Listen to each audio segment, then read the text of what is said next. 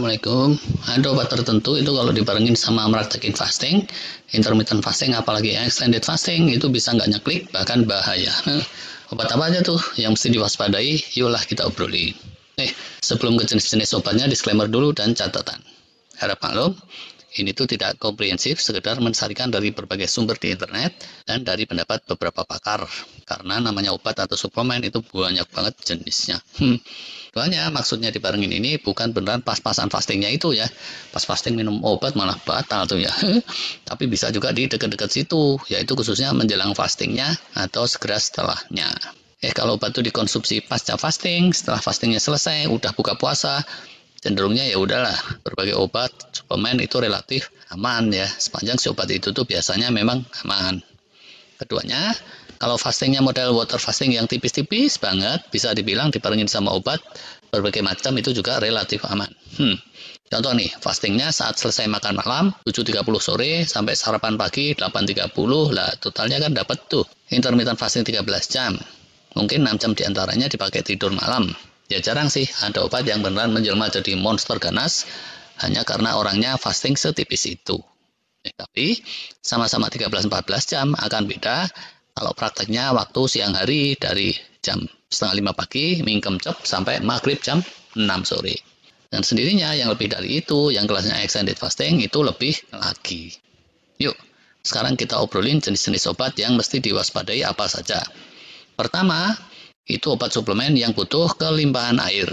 Banyak obat itu efektivitasnya dan nyekliknya dengan tubuh kita kalau pas tubuh kita kelimpahan air, dan kadang ada yang jadi kurang efektif atau bahkan bikin error kalau tubuh kita dalam keadaan mendekati dehidrasi atau dehidrasi dikit-dikit.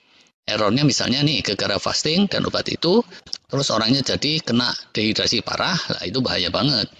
Kalau puasanya water fasting, ini mestinya bisa tetap oke aja. Karena sepanjang waktu bisa minum aja terus dan rehidrasi. Tapi kalau puasanya dry fasting atau kombinasi dry fasting siang hari dan water fasting di hari gelap, ini mesti dicermati. Jenis kedua, obat suplemen yang mendampak ke kadar gula darah. Misal nih, asupan insulin dan sejumlah obat diabetes, nah itu mesti disinkronkan dengan praktek-praktek fasting yang serius. Kalau bisa, demi amannya mungkin di stop aja dulu, agak beberapa lama sebelum fastingnya dimulai, dan baru dipakai lagi nanti setelah fastingnya rampung. Kalau nggak mau nyetop, sebaiknya ya konsul dulu aja sama profesional.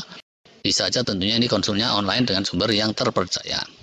Bahaya yang utama itu kalau ini terus bikin hipoglikemia kayak gitu, gula darah ngedrop ke level yang kritis. Jenis ketiga itu obat penurun atau pengatur tensi darah atau ritme jantung. Jantung dan tensi ini sistem real time kan ya, keganggu bentar aja, bahayanya bisa maut. Jadi kalau ada obat tensi, coba aja googling dulu, apakah obat tensi itu aman, minum menjelang atau sekitar waktu fasting atau enggak. Atau yang terbaik konsul ke dokter lagi. Obat ini jenisnya soalnya macam-macam nih kelompok sini. Dan tidak semua nggak nyeklik sama fasting. Tapi ada ya, cenderungnya itu bikin dehidrasi tadi, bisa bahaya lain. Misalnya hipotensi, itu juga bahaya kalau sampai ngedrop ke level yang kritis. Jenis keempat, itu obat suplemen yang fungsinya seperti enzim pencernaan atau terkait itu atau mengusik daerah situ. Biasanya ini bahayanya nggak kelas ngeri sih, tapi ya bisa ganggu puasa. Perut bisa jadi kerasa kepelintir karena enzim muncul di saat perut kosong.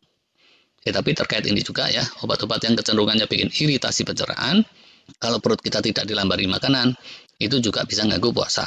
Saat puasa apalagi kita bisa pening kayak gitu, tapi sebenarnya kalau kelasnya ringan, tidak ekstrim, ya udah sih bisa dinikmati saja.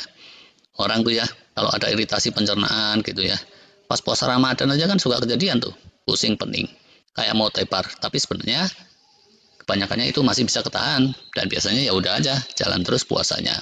Obat yang kelas ini banyak nih, obat batuk kelas kampung, analgesik kelas ringan, itu bisa tuh ganggu fasting dikit-dikit, yaitu dengan menimbulkan iritasi buat yang perutnya sensitif.